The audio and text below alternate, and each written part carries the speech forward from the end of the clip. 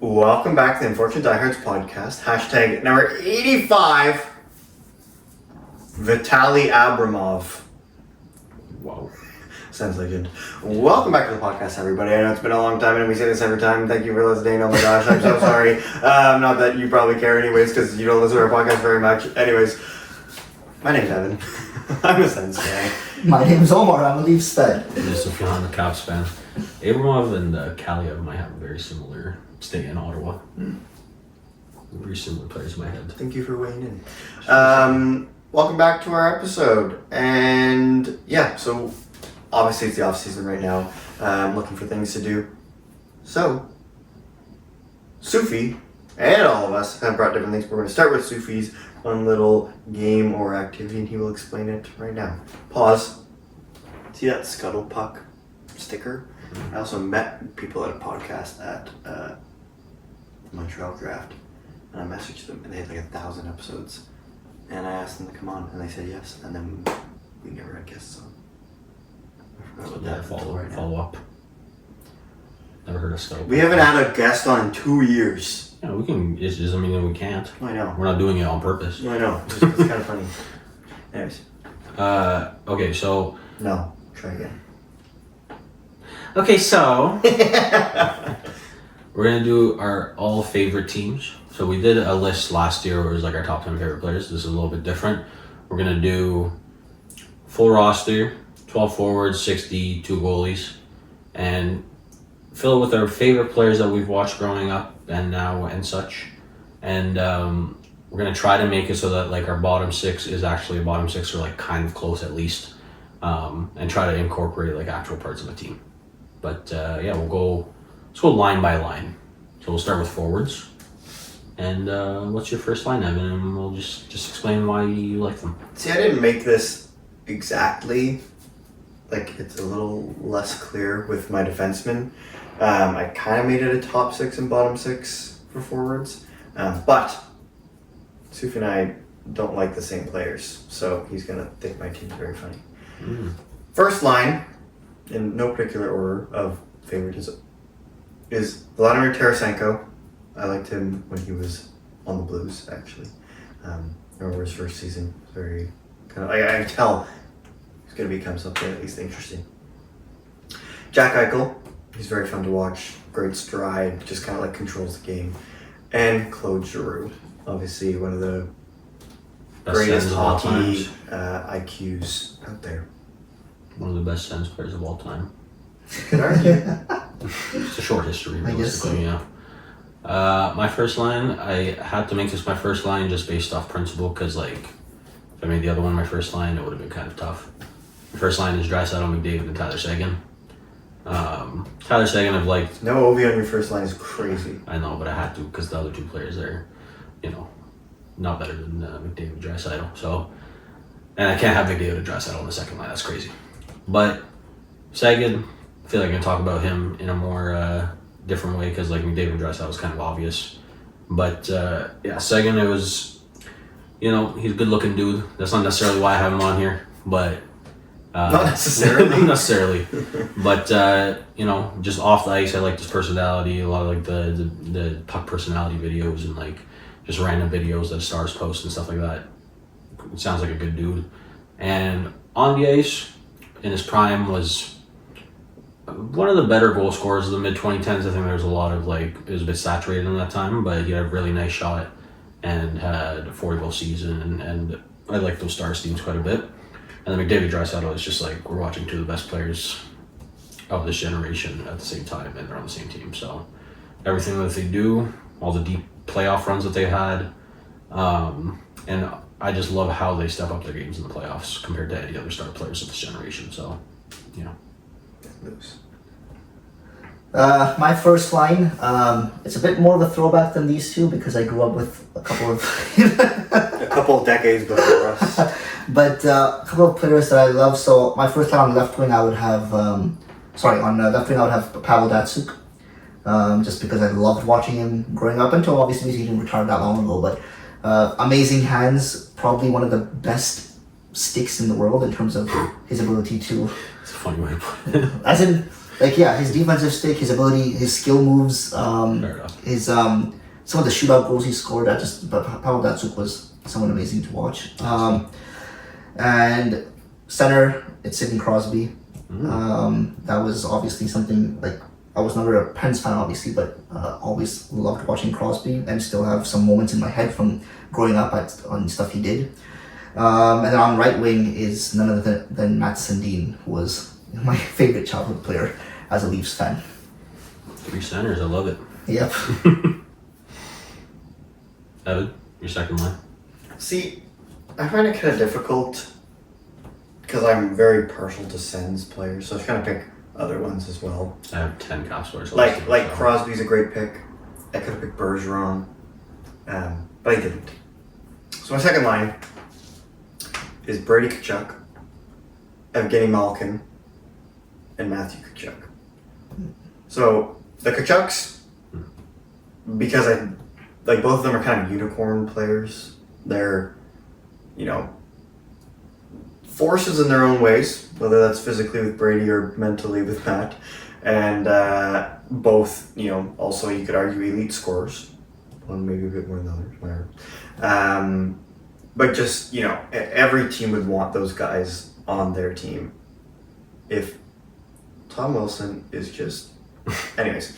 And then Evgeny Malkin scores some of the prettiest goals I've ever seen in my entire life. Like, dancing through the entire Tampa Bay Lightning core and scoring, or like the spinorama against Edmonton on Clefbaum, or the takeaway and like slap shot from the point with nobody in the way on Rask. Like, he just scores insane goals, or has scored insane goals. So for like pure highlight reel, I chose Malkin. Nice. Not nice. I like Malkin. And Brady's okay. My second line is Ovechkin, Backstrom, Oshie, full caps. Ovechkin and Backstrom is like, I feel like I've talked about them a lot, so it's not anything all that surprising, but favorite player of all time, Backstrom's probably up there as well, but they were never going to be separated on this team. And then of their line mates, I would say Oshie probably worked the best. He was the forechecker on that line, he was the other option on the power play, and one of my favorite players to watch before he got hurt. And also, like, Datsyuk is one of the best shootout players of all time. I don't know if you remember the Team USA where he scored 4 and 6 attempts, I think it was. But yeah, I love all 3 of those guys. My second line on left wing, I have Marian Hossa. He's someone since his Ottawa days. Loved watching him. Very skilled player, and on some really, really good Ottawa teams. Austin Matthews at center. I had to put Matthews in there. Him because obviously he was the first ever Leafs player I saw that I was like at that level. Like, I was like, there's great Leafs players that have come on, I get it. And even like someone like Sundin was great, and there's some other good ones that have come along the way. But like, to see, a Leafs player score 60 plus goals and whatnot, I thought, and especially from his first game, scoring 4 goals in the first game, that feeling of having losing that game, sure. But I remember being at the Leafs Sens game, the first game, and him scoring 4 goals. I was like, whoa, there's no way we have this player. It's pretty crazy. And William Nylander on the right wing, because another guy that I've loved in the last 10 years on the Leafs, just because of him, obviously his skill, his ability on the ice, but also just his flair, his really nonchalant attitude. I love that he just lets things go. He's like a perfect Toronto player in terms of he doesn't let things get to his head and whatnot. Just a really cool guy. So those 3. Third line. I went really Sens heavy in the bottom 6, I won't lie. Makes sense. I have Bobby Ryan. Oh, how do you make a team? He, realistically, for I think the first year I really started liking the Sens, it was Alfredsson left, and we traded for Bobby Ryan. So for me, coming into this, I was like, whoa, I don't really understand how this works, but this is supposed to be the guy. And Bobby was not the guy. Once a year, you could always bank on him scoring some stupid goal that just embarrassed people, which was always super fun. And he had a really tough childhood. I know he has his quirks and had a lot of issues, but he was very open about it, and even more open about it now. So kind of objectively very interesting seeing someone who had such a troubled life become very successful financially and skill-wise.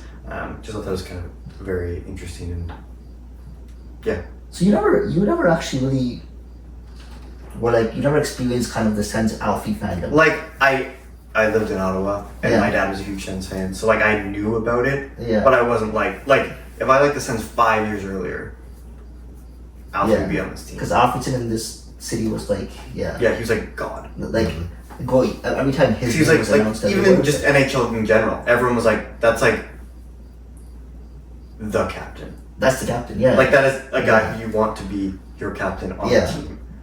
yeah, he was something. Yeah, Yeah. Then I have Josh Norris. I really liked a healthy Josh Norris. I thought he was a really, really good two-way center, or is. And then, scoring 35 goals in like 68 games or something like that one year, I was like on the moon. I was like, this guy's going to be like a 40-goal scorer. Like, he's... Like, Sophie and I had a joke for a year or two. Like, Norris doesn't just score a goal in a game. He scores 2 goals in a game, every game. And it was just very fun to see him play, and I just thought he was a really useful player. Like, it wasn't too flashy or anything, just was very good at hockey. yeah. And then Pajot has a lot of big Sens moments, Yeah. scoring 4 goals, hat tricks, whatever, especially against the Canadians, and being from the Ottawa area. So I was always a big fan of his. Work. Yeah. No, I think that was the end of the sentence. My bottom 6 is like 5 caps and 1 not cap.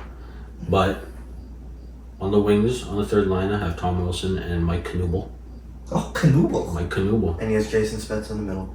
Tom Wilson, I mean, I guess is the top 6 player for the last like 5 years, but for the majority of the first part, it was great. He was a bottom 6 player, but I love the way he plays. And he's definitely toned it down in terms of like trying to kill people, which has definitely helped other parts of his game. Was one of our better players this year, and I'm very happy that we have him for a long time. Knuble was like those early Caps teams. It was like we would have like 110 points in the season, and it'd be very Leaf-like, where it was like 4 players are our top scorers, and then everyone else is like 30 points. Mike Knuble was one of the 30 points, but he definitely fit well playing with Ovechkin at times, and at times in our middle 6. But he was just a big dude that went to the front of the net and scored goals. My center was actually debating Pajot, which is kind of funny. Really? But it's a former Ottawa Senator and Nashville Predator. Touche.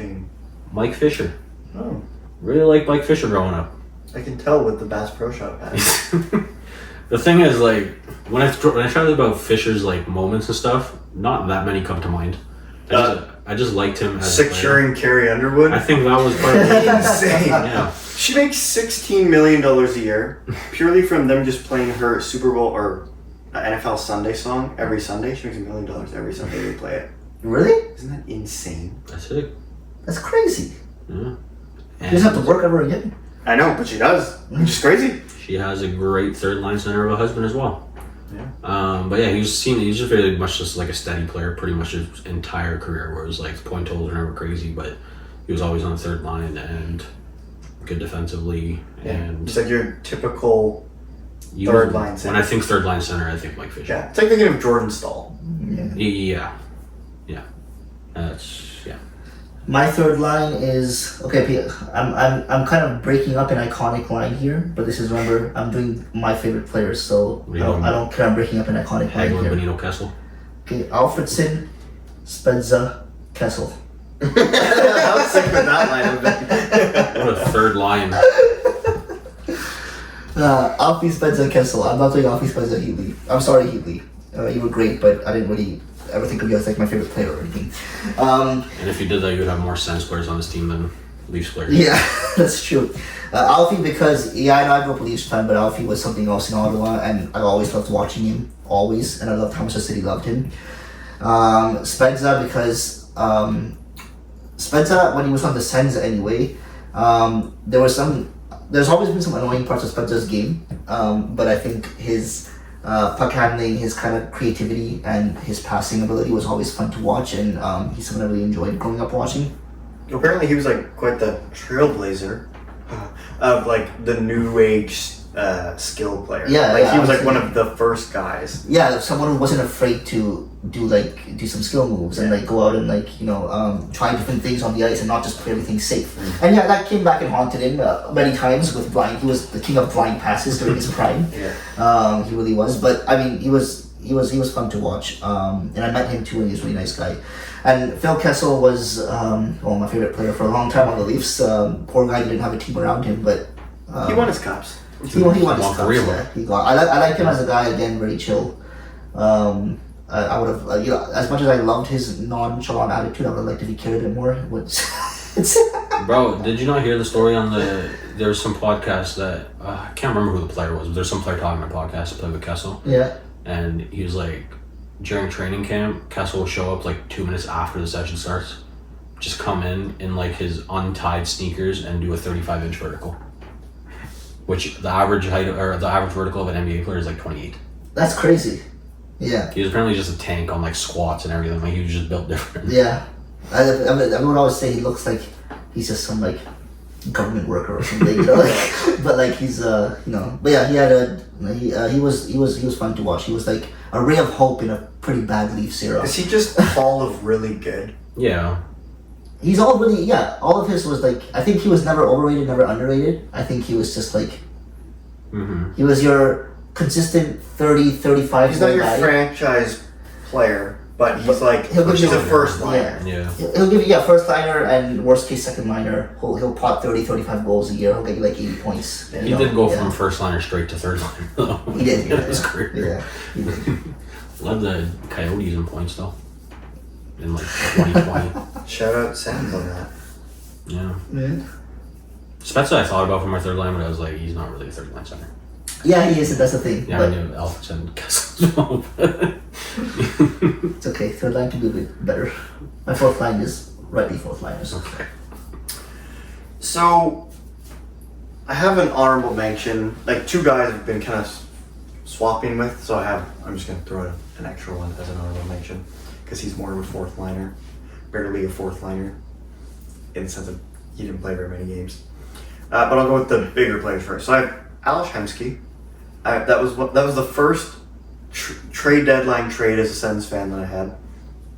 And we had Spezza as our first line, and I was like, oh my gosh, we got a guy. And then he had 17 points in 20 games with Spezza, and I was like, we found our guy. And then they got traded, and he also left.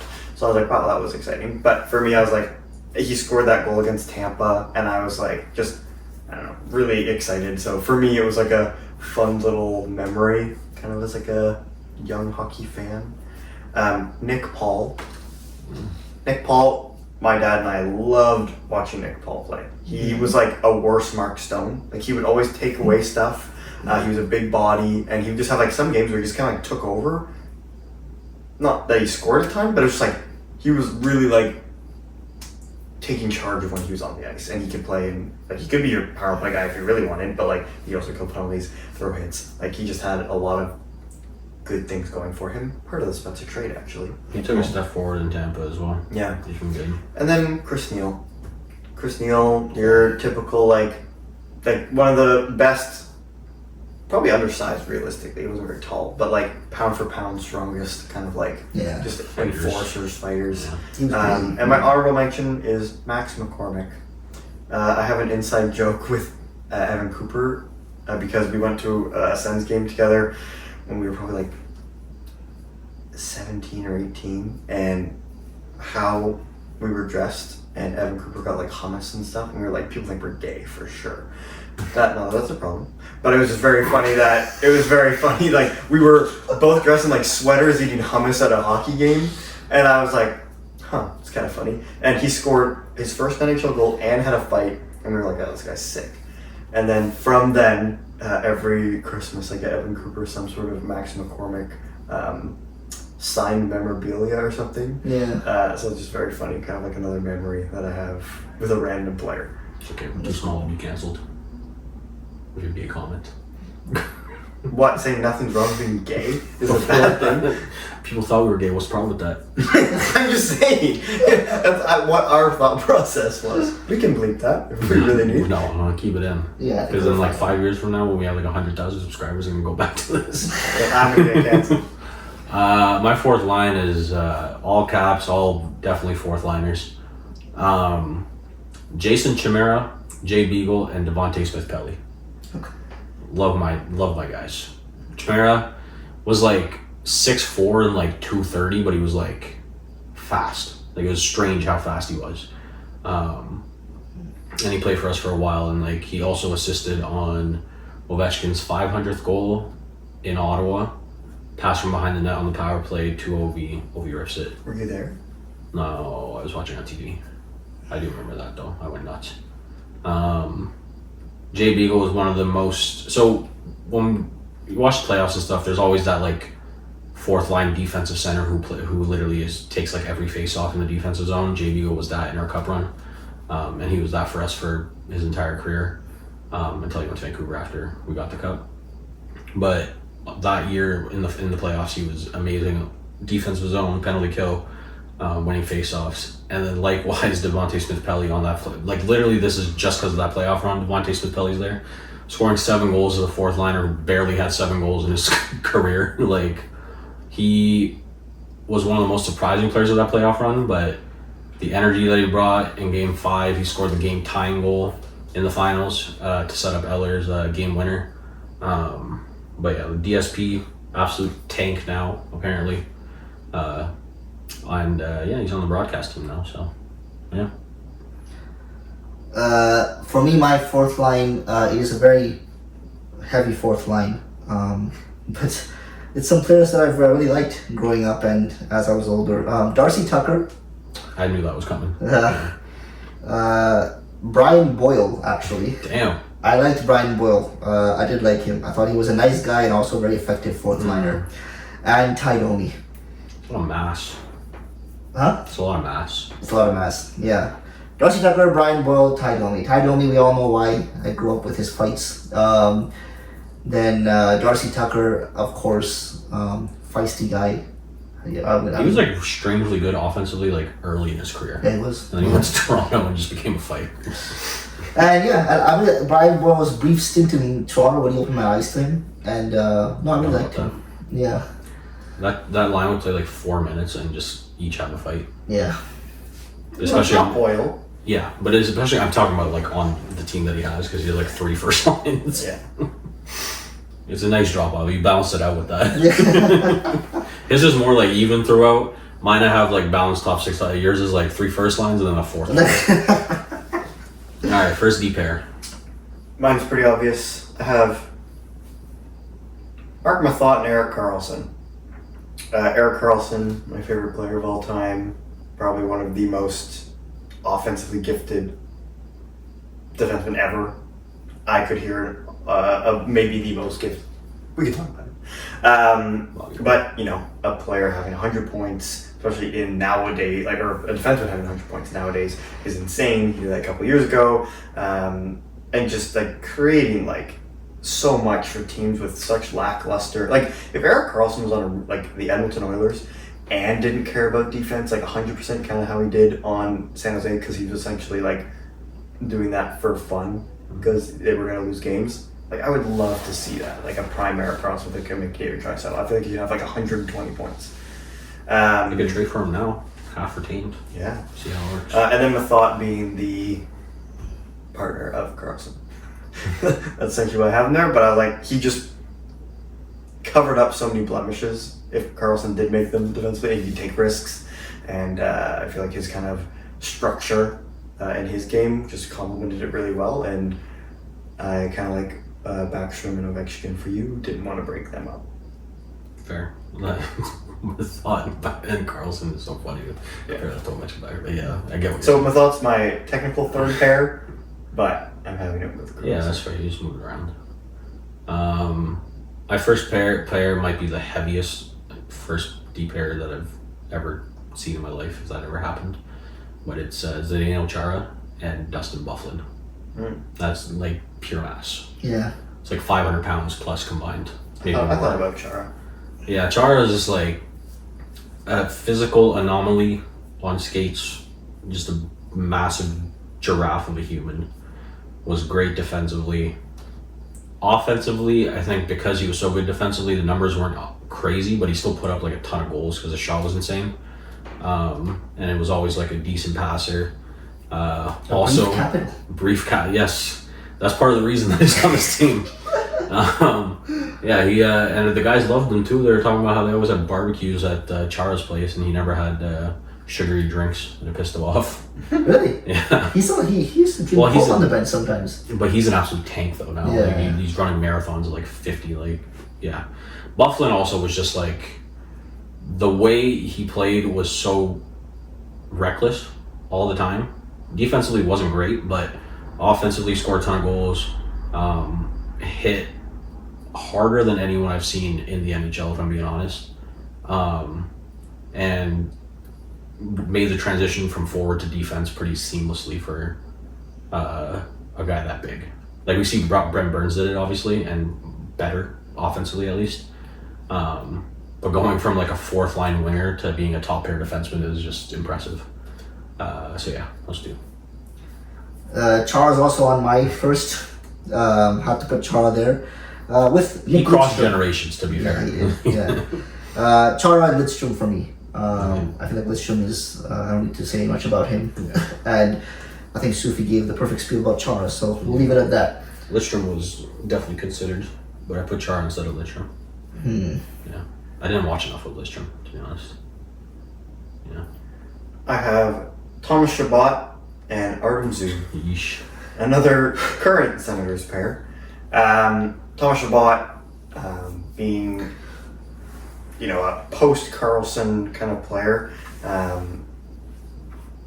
He's the longest tenured Senator currently, as well as I've met him a couple times, and he's just like the man. Like, he is so nice, and I just really enjoyed that. So now have even more of a liking for him. And then Zub, as of right now, just our most steady defenseman, and paired well with him. And I was like, well, I need a third pair, so Mathot and Zub technically are my third pair.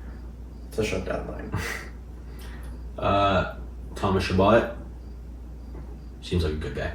Yeah. My second pair is Orlov and Carlson. They were probably like top pair for like the majority of the 2010s. Both obviously were on the cup team.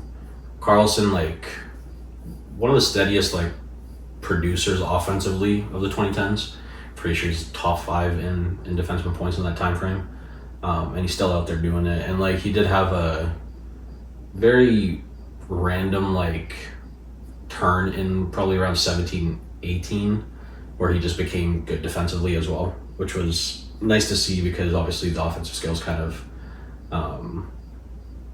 drag a bit after you get a bit older because he didn't have the same skating as he did early in his career. Orlov, one of the, like Mathot, where it was like the hip checks, just absolutely love them. I don't know if you guys remember the one that he had on Duchesne where Duchesne did like the full front flip. Yeah. Oh yeah. Yeah, that absolutely insane. One of my core memories of as a Caps fan was that play. On the cup winning team, they didn't actually play on the same pair. I think it was Orlov and Niskanen, and that was like our shutdown pair. So that very important parts of our cup team were those two. So My second pair, Anton Volchenkov and PK Subban. I think that would be a nice pair. You have on one end a flary kind of offensive powerhouse in Subban, someone who can hit as well with speed. And then you had Anton Volchenkov, who was like your steady shot block king.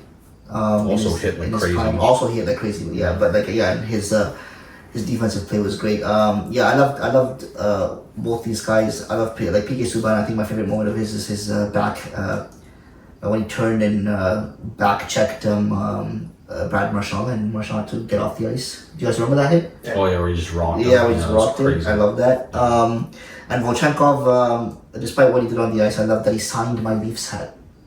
I really appreciated that he signed my Leafs hat. He looked at my hat and he's like, "Oh, Toronto. Okay, I'll sign it." That's funny. I didn't know that happened.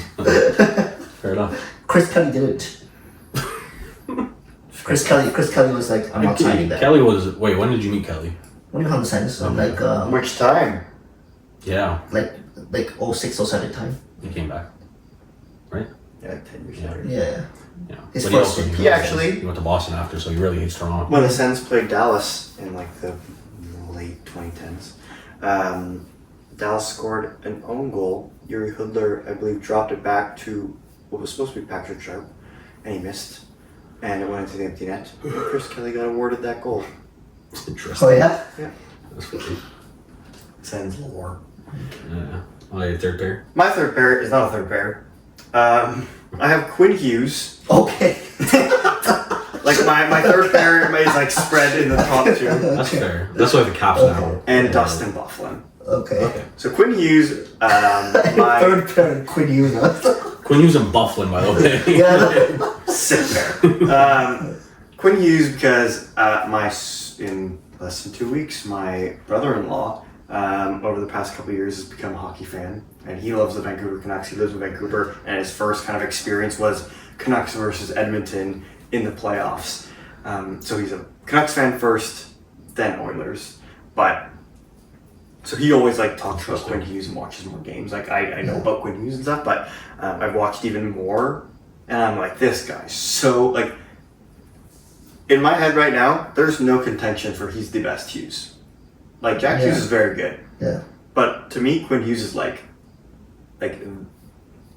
Thomas Chabot as a personality, the man. Yeah. Like Quinn Hughes is so like his edges and just like how shifty he is. I've like almost never seen a player like that. Like you see people who have like similar or like they're maybe a little quicker or whatever, but like how he just like skates and like turns and it's just like, it's insane. Just like super like if you're a Canucks fan. In like 20 years, you're talking to your friends or your kids, and you're like, "Oh, this Quinn Hughes guy, he was insane." Like I loved watching him. Yeah. And then Dustin Bufflin, Sophie gave a good explanation. Just kind of like didn't give a shit, but also like he had like farmer strength, but of NHL players. Like he would like rock people, throw people around like it was nothing, and he looked bigger, but like I think he was obviously like quite a bit bigger than a lot of guys, but it didn't necessarily always look it. Like he looked like always a big guy, but he would just then ragdoll like men, like grown men in a professional sport. He's just throwing them around like it's nothing. Yeah. And I thought that was so funny. R.I.P. Mark Stone, but was just very fun to watch. I'm matching with one of you. I guess I've matched with both of you at this in defense. Yeah. Chara and Bufflin. And now I match again with Evan. Because I have Mark Mathot. And on the right side, I struggle with this. Because I like my lefts and rights, but I've quickly ran out of right-handed defenseman. Now, I was very close to putting TVR, and I was like, do I ever like TVR that much? I like him now, he's a decent player. I like him on my team. But instead I went with a bit of a road pick for me. 3-time Cup champion. Castle. Canadian, I think. Yeah, he was on Olympic teams actually, or one of them. Brent Seabrook. Ah. Steady defensive defenseman. Played on the first pair most of his career. I'm gonna allow it because you guys have like a million of them. I have Mathot and Zub. Okay. Still allow it. But Seabrook was like pretty much as steady as it gets on the defensive end. Yeah. And him and Keith on those cup. He's a big boy now. You see Seabrook in some of those coaching pictures? Yeah. I'm like, oh man. But him and Keith on those cup winning teams were like as important as it gets. And yeah, he was one of the best defensive defensemen of the 2010s, in my opinion. Yeah. I love how Mathon and Zoom were your second pair. Quinn Hughes and Dustin. No. Mathot Carlson, then Shabbat Zub. I was trying to like pair How do you want to put me? because those guys were paired on the Sens teams. How do you want me to put this on the graphic? I'll put Hughes and Buffalo. We'll put them first. My third pair is a full kind of vintage Leafs pair. It's Thomas Caberlet and Brian McCabe.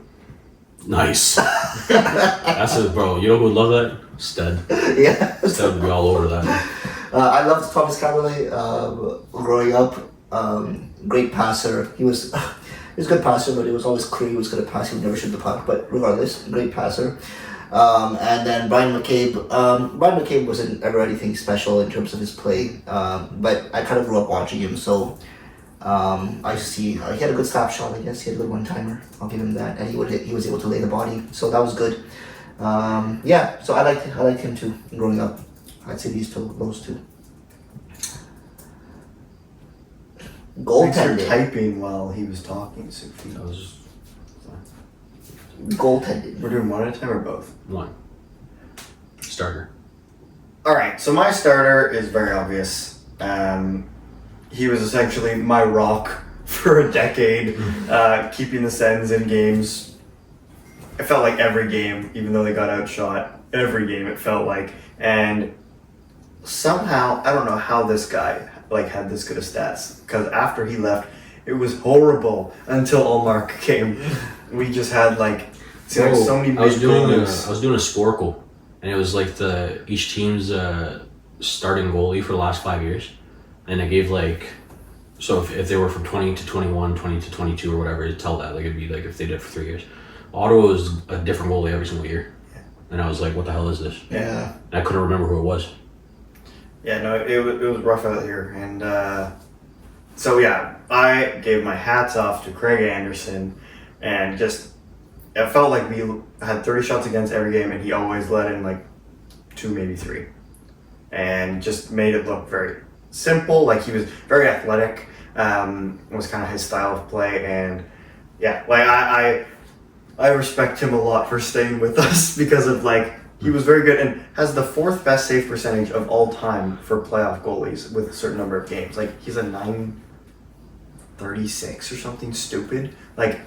He's been very good in the playoffs too, even though he didn't end up winning, but he was so good for so long. I have no bad things to say about him. He had Hart Trophy votes when he played on Colorado.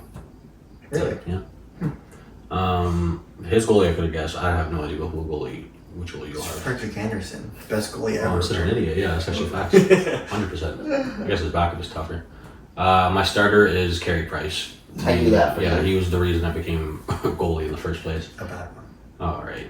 Just Oh, kidding. come on, There's man. a joke. I'm trying to keep the 3 people listening, which are us 3, Try to- entertained. So that's the 2011-12 Canada Vikings.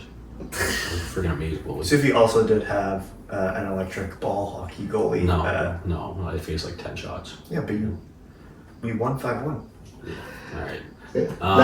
He won player of the game Yeah. Yeah. instead of me with 2 goals and an assist. Anyways, Carey Price, one of my favorite just players in general, and I struggle with this because I feel sad when I think about him because his career got ruined. Literally, how you started that sentence, Yeah. I was like, Sufi's getting emotional here. Yeah, bro, I was because this is why I'll never like Chris Kreider. I don't even know if it was on purpose or not. Maybe it was, maybe it wasn't. Probably wasn't. But his knee slide into Price in the playoffs just derailed the latter part of his career. Because after that, he was still great after that. But it definitely took a toll on his body a lot more and accelerated how fast he was gonna retire at that point. But even with that, after the knee injuries, 2021 or no, 2021. Yeah. 2021 playoffs was Yeah. run. Yeah. Absolute the fact that one player could get you to the finals, Yeah. and that player was a player that couldn't even score, that was And a player that hadn't really played. at all for the last 2 years before that. But his highlight reel just from that playoff run is one of my favorite things to watch. I watch that once a year at this point. But yeah, he seems like a super nice guy, but he also had a bit of a tougher upbringing because he was his dad used to have to fly him to practice in a small rickety plane, which is crazy to think about. But That seems like he was kind of rich. Oh my gosh, he had to get flown to practice every day. yeah, this is thinking a private jet. No, it's just something that you're gonna feel like you're dying every time you're flying on this. But yeah, and he had struggles with other stuff as well. But as a goalie, just absolutely insane to watch throughout his entire career. Just because I just love how you said it was tough on him. He started to fly. Yeah, I tried to special make it so it's like you made it sound like he was on a private jet every time. Bro. Yeah, but I just love how it was tough for him because they had to fly him. Well, that was one of the things, like I don't know, I'm talking about Allmark here. Allmark was someone I wanted to put just because he seems like such a great person. Mm-hmm. But I remember watching Allmark the first few games in Ottawa, or just preseason something, and I told Sophia, like, this guy, I know it's a stretch, but like, this guy reminds me of Carey Price because of how confident he looked. Carey Price, the biggest thing, it looked like he just like was just so focused but relaxed, and kind of like locked in, made everything look easy. Like even his like windmills, it was like looked like he knew that was gonna happen, and that's why he did that. Yeah. Like yeah. But also, like, and that's the thing, the athleticism that he had, it was just unreal to watch. And it's crazy that like the best goalies of the 2010s just had absolute terrible offenses. Like Price, Lundqvist, even Rene to an extent. Yeah. Like the only Jonathan Quick had great teams. Yeah, he did. Like, throughout his career, man, it's tough. Even like lesser scale, Anderson is up there as well. Like he didn't have great teams. He was a good goalie, not like Price level, but he was still a good goalie. But he also had terrible teams in front of him. But you also have to respect, like, I feel like it's almost like, I'm not gonna say a lost art because some people still do. But those people that just stick with the same team for their career, or like once they made it and they're comfortable, and just want to like try to win with a team they really like. Like I really respect those people like a lot, and being like, oh, this is the team I'm with, instead of like, well, this team's offering me $500,000 more, so see ya. Yeah. You must love Brock Lesnar then. He took like a $2 million pay cut just to stay with Vancouver. To be fair, Vancouver apparently is the ranked number 10 greatest city to live in the world. Yeah, but you have to think about how much of a pay cut that actually is for him, because he's paying higher taxes and taking less money. But he gets to live in Vancouver. Thing. Like I'm sure, but it's also still $7 million. So. Yeah, USD. Yeah. So it's probably like 8 million trillion bagillion dollars Canadian. Okay, my goalie. Who? We predicted. Well, Go ahead, predict it. Anderson. Dominik Hasek. No. Go say if Anderson's your backup, it doesn't count. Anderson's not a backup. Okay, good. Reimer. Bro, that'd be sick. Better be Reimer. Dominik Hasek. I mean, I think you could argue he's like the best goalie ever. I don't know. For me, he is. Yeah, I think he is. His stats speak for themselves, and I just think the way he played goalie, like the flexibility, the some of the saves he would unorthodox. make. Yeah, it's unorthodox. Crazy flexibility, just insane goalie. So it had to be Hasek for me. I think he's definitely the funnest goalie to watch, as far as I was concerned. Yeah. Yeah, we didn't really watch him like that, to be fair. We didn't watch him in his prime. Obviously, he was like in me and Evan, you got some of them. I got some of him, yeah, but like I got like the last 2 years of his career. Yeah. So I started watching like 05, 06, 06, 07. So like it was like very like I got the Ottawa stint. Yeah, I would say I watched him most of the stats time. Yeah. Injured for playoffs, so sad. Yeah, that was sad. That could have been a cup year. Yeah. If Hasek was should. Those Anaheim teams were kind of cracked though. Yeah. They were truculents, you know. They were what? They were truculents. They were the Brian Burke. Brian Burke is one of my favorite hockey people ever. Oh, so fun to listen to. Yeah. Even though I feel like he's a very right wing conservative guy. like who I would probably disagree. I feel like he's the kind of guy I would probably disagree with him on a lot of stuff. But literally, if you were like Evan, pick 3 hockey people to like have a dinner with, he's a lock. Yeah, I think so. Yeah, like because I think he's very blunt as well. Yeah, and on podcasts. Yeah, like he is such a engaging listener. I love what he talked about. Like he'll give you details. Like he talked about how he hated like the worst player interview he ever had was Neil Yakupov. Yeah, and that's the thing. Like he loved guys like just says, and he's like, and then he like tells you exactly how he like traded up for the Sedin and stuff like. He was some of the biggest trades in hockey, period. Yeah. So it was very cool. Yeah, he's a good one too. Who's your backup? It was actually one of the first kind of backups I had in Ottawa. And I was like, this guy's going to be gross, so excited. Did end up being a starter in other places, but Robin Leonard didn't always work out. And had a lot of everyone was very open about his mental health. Oh, it is. It is Robin Leonard. Damn. I thought he was, especially at times, like such a talented goal, like big guy, moved really well for how big he was, and yeah, it just seemed like he didn't give a shit. Like obviously struggled with mental health, but like he was like, I like do not care about you. I'm going to play hockey and I'm going to do the best that I can. And I just really, really respected him as a person and thought he had some really, really like strong seasons. Was that Second in Vesna year. Backup or a starter? So yeah, He was second in Vesna. Yeah. For the Islanders. Yeah. And won the Jennings Trophy. Very good goal. And he hates Dan Bowser. Why? Do you guys remember No. when he got pulled, when Bowser got pulled in? Oh, the Buffalo thing. Yeah. Adds up. But Leonard I was considering. But my backup is a former senator. Probably, I guess, most known for his time with the Sens. Oh my gosh, Anders Nilsson? No, and not Andrew Hammond either. But he's dead. Emery. It's Ray Emery. Yeah. I think the one memory we all have, potentially, or you might have seen it after when you started watching hockey, is the scrap with Martin Biron. Mm-hmm. But yeah, just And of course the Stanley Cup run. Stanley Cup run, that was a big thing, right? And that was when I first started watching hockey too, like around that time. So he is very much ingrained in my brain. And then even in the later part of his career, he was like a steady backup / 1B guy. So Elliot's team name is very disrespectful. yes, very funny, but yeah, no, Ray Emery is definitely one of my favorite backups of all time. Kind of like when I started watching hockey, like for second, third year when the Sens made the playoffs and had the full line brawl with the Montreal Canadiens. Like kind of like your Emery memory is like, that's for me, and just like something you won't forget, sort of thing. Yeah. I was debating Martin Gerber. Gerber. Love Gerber. Mine, a goalie that I loved watching, Mika Kriprasov. That's your backup? Can you not be my backup? Bro, that's one of the... He has to have like been a backup. Yeah. For like a good Kiprasov is like... Technically, he'd be a backup to Dominic Hasek. No. He would be, but that's like one of the best goalies from like 05 to like 15. Like, I know. Fine, I will not say him then. Use Reimer, bro. Yeah, I'll go with Ryan. Ugh. Jonathan Bernier. No, he doesn't know who Nelson Mandela is.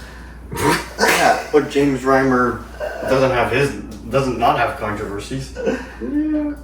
Oh, I mean, yeah. None of us put Eric Stahl. So, I'll fine. You know what? I will pick James Reimer. The only reason I picked James Reimer is because Sophie's last name. sure, but he was a very just like bubbly guy. He did well. I mean, He does seem like a nice person. Do you know what a bubbly is? Yes, I do know what a bubbly. One of the slang. No. He did what he could on a Leafs team that was terrible. He was a nice guy. He was always very respectful. He seemed like he was a good person. Who would coach these teams for you? Pick your favorite coach of all time. Oh, that's a good one. That's not, we need a coach on here. Brian Murray. Fair enough. That's a pretty easy pick for him. That might be the same for you, Kim. But mine was a debate between Spencer Carberry and Brian Trotz. Brian Trotz. Barry Trotz. I was like, I've never heard of this guy. But one's gotten us a cup, one will get us a cup, so I'll go with the guy that got us a cup, and it's Barry Trotz. Very optimistic. Got a good team. I'm gonna go with a coach who I really like. Mike Babcock. And then we're gonna have this whole conversation again. We gotta cut more stuff out. No, I've really liked for a long time. I like Paul Maurice. Yeah? Yeah. I actually love Paul Can you Maurice be my on backup Toronto. coach? No, you can be your assistant coach. I love Paul Maurice. I think he's a good coach, but I love. He's like a really good person. Good person. You don't Yeah. want Guy Boucher? No, not about it. Doesn't Sarah not like Paul Maurice? Sorry, hates him. Yeah. Why? Because every time I kept watching his post-game and pre-game interviews during the playoffs. So I put it on TV and stuff when she's there. And I would say more than other coaches, like he's the one who gives like more thorough, long answers and like really gets into it with the reporters. And like he gives really long, and she's always just like, This guy loves the sound of his own voice. Probably true. So. He's like, he doesn't even answer the question properly. The reporter just asked a simple question, and he's talking for like 5 minutes. Keep this in. All right, Evan, we've been on this for like an hour, so I know. we got to rip through your guys' things. So my game today is somewhat out of left field, and Yeah. I don't think other people will care, but people don't listen to us, so it doesn't matter. Omar prefers it out of right field. This is purely for us. So, I'm here to ask you guys what our hockey stats are instead of professional hockey stats. So we play in a ball hockey league, and I'm here to ask each of you to guess what each of our totals are. So, I'm going to ask you what Sufi's player stats are for games played, goals, and total points. Is this all time or just now? This is all time. In Saint Laurent? Hindenburg and Saint Laurent combined. All-time goals total. Oh, So Lord. you're gonna tell me how many games you think Sufjan has played as a player in the ball hockey league you've played in, Yeah. how many goals he's scored, and how many total points he's scored in those games. We'll let Sufi go first because he may have an advantage over you. This is just regular season? Yep. So I think I played 6, 6, and 4 in Saint Laurent, so 16. Hindenburg was what, 3 seasons? So probably like 8, and then I played goalie half the year in the last one, so probably like 4. 16, 20, 36 games played. With how many goals and how many points? Saint Laurent this past year had 3 goals, 2 assists, and 6. Year before was 3 and 3 and 6. Year before that was 0 and 4. So 12, 11, 11, and then the other one 12. I'd probably say like 22, and like 11 and 11. Yeah. He seems like he really knows. I don't know. I only know Saint Laurent well. I don't know Hindenburg that well. He's going through each season based on. Hindenburg I don't know well at all. I don't even know games played Okay. because I had goalie games in there a lot more. I don't think this includes playoffs. It should say regular season at the top. It just says overall HTBHL score instance. Yeah, I think it would be regular season. Okay, so you said If I- 36 games. How many goals, how many points? 11, 11. Might be less than So that. you think 11 goals and 22 points. Sure.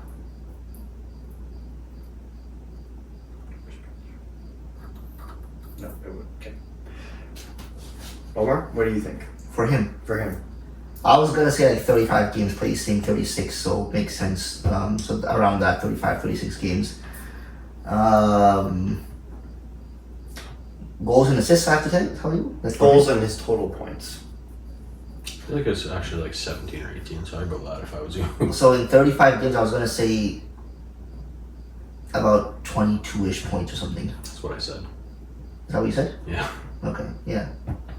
No, you have to have a different answer. I'd go less if I was you. 20 points. And how many goals? 35 games. How many goals did he score? I'm gonna say 14. Damn. In 39 games played, Okay. Sufi has scored 15 goals Oh. Wow. and has 10 assists for 25 points. Okay. I think the pace is pretty much what I had. Mm. But yeah, I did nothing. I had 15 ricks. There's like some defense time in there. The first season of St. Laurent, I just played defense. I had no points, 4 games. Yeah. But yeah. Overall HTBHL scoring stats for Omar Madari. Omar, you get to go first. You don't point this year? Maybe 2, 3. Tough. Do you want me to tell you how many he had this season? No. You had no goals this year. No, you had 1 goal this year. Yeah. Yeah. No. But was it counted? Huh? But was it counted online? This is what it says. It was a bit of a rickety goal. You did score it. Like it was like a rebound or something. Yeah, something like that. Okay, my stats for all of it. So we had the Hindenburg League. We did the Hindenburg League once or twice. once. I'm gonna say, if Sufi had 39 games played, I'm gonna say I have 30. You have to remember though, you played a whole season without me here. He was on the team that I wasn't here for, right? No, I didn't play Hindenburg League. Yeah. No, I didn't play. Well, no, it wasn't Hindenburg. That was like some school or something. Wherever it was, I didn't play. Then you play that. I didn't play. Okay, then that's probably close. 30, I would say maybe 28, 29, I don't know. But let's just say 30. But yeah, I'd say I probably have about 15 points. No, not 15. 12 points. How many goals? 7. If count Hindenburg, I probably have 7, yeah. I'll say 28 games played. And 9 goals, 12 assists. 21. Yeah, okay. And math is terrible. My God. Omar Madari has played 39 games as well. Oh. Damn. It has 15 goals, same as Sufi, and 24 points. So Sufi actually has slightly better points per game. than Wow. Omar. We're like right. To be fair, Hindenburg Omar has 18 points in 19 games. Saint Laurent Omar has 6 points in 20 games. Yeesh. So So that's to say that I somehow have more stamina than you do. I guess so, yeah. I also like the defense numbers for me is a lot. Especially like Hindenburg and St. Laurent, I played a lot of defense. But I just told them no defense. I played some the defense. last 2 years. Hindenburg. Yeah, but 1 year I played the entire season on defense. All right, last one is myself. So what do we think? It's probably the We'll same. let really. we'll let Omar go first because he's my line mate. I mean, it's probably the same. It has 39 games. I mean, if I played 39, you have to have also played 39. He had a whole other season though. No, he wasn't on that team either. Were you not? No, the year that I did the time you weren't here and Elliot asked me, I didn't play. I neither did Evan in that season. Okay. Right? So I don't think Evan's played. Uh, I mean, I don't think so anyway. I'm just gonna go with. I think Evan's played in the same seasons that we have, and not apart from us. So that's what I think. That's I'm gonna say 39 games.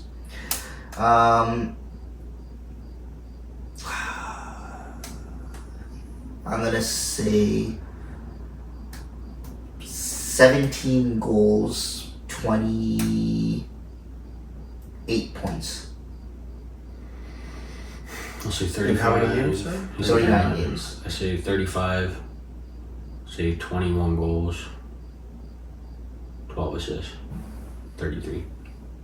And 35. Damn, that's a lot.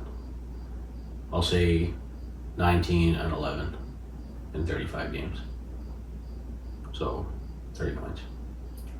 I have played 30 games Oh, okay. because I don't think I played for 2 years. Or Yeah, like oh yeah, he had 1 year that he was just a sub, Okay. which was last year. Okay. so I played 30 games and I have 19 goals. Just so Oh, I we got got that that. right. And 31 points. Okay. I was off by 1. Yeah. Damn. But with you said more games. Yeah. Games was always gonna be tough because I have no idea when everyone played. Mm. Fair enough. I'm sure the viewers are really encapsulated that I out. thought it was fun because it's like we always talk about the hockey players. It's like look at Yeah. Fair enough. I was surprised. How many goals did I say I had? Like 11? and you both had 15. I only have 4 more goals, but okay. you have 9 more games. I have a quick one. Between 2 rookies, who would you rather have on your team? Celebrini or Hudson? Oh, I thought you know the Russian. I have my answer. Okay, you go first. I'm gonna go Macklin Celebrini. Okay.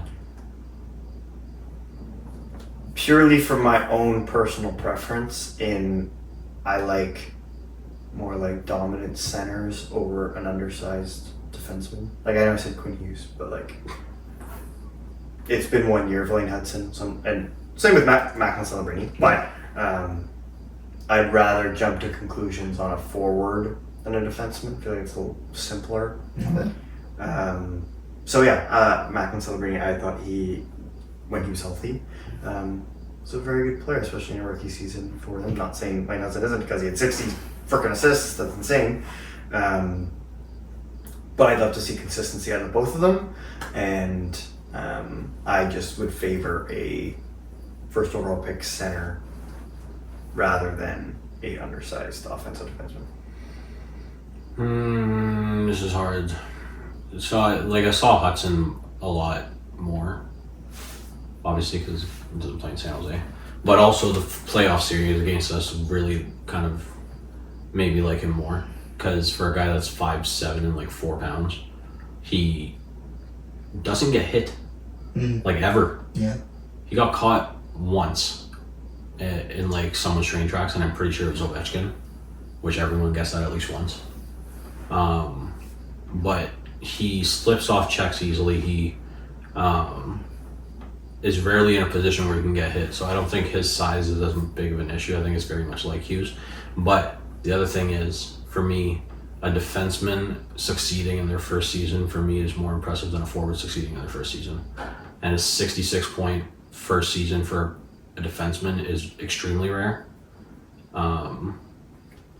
So for me, I would bank on that happening more than Celebrini. But I also think that's like very close. Like I think Celebrini's ended up being a 90-point player, where I see Hudson becoming like a 75 to 80-point defenseman pretty consistently in his career if he did that in his first season, and with what I saw in the playoffs. So right now, probably go Hudson. I'd go Hudson too right now. Mine is more just personal preference, just because like on my team I've never seen a defenseman like that. You know, so like Morgan Riley. I mean, my ceiling is Morgan Riley. Yeah. Cody Franzen. So like, you know, I've seen, you know, Matthews come in and dominate his first season and stuff. Like I've seen a guy do that, and I've seen it. So I've had a second. I've seen what it feels like to have like a forward center kind of like be good, and be like a superstar. But like what I've always missed on my team is a defenseman who can do that. So you had like Garrett Carlson, and you know. Yeah, but that's my thing with him. I don't think I've seen a defenseman have that good first season. Like even Carlson didn't have 60+ points in his first year. Matthews His second year he had 78. No, but that's exactly why I find it impressive. Like Matthews Marner had like 60-something points in the first season, and Hudson had 60. Yeah, I think Like the only Arda. like I agree with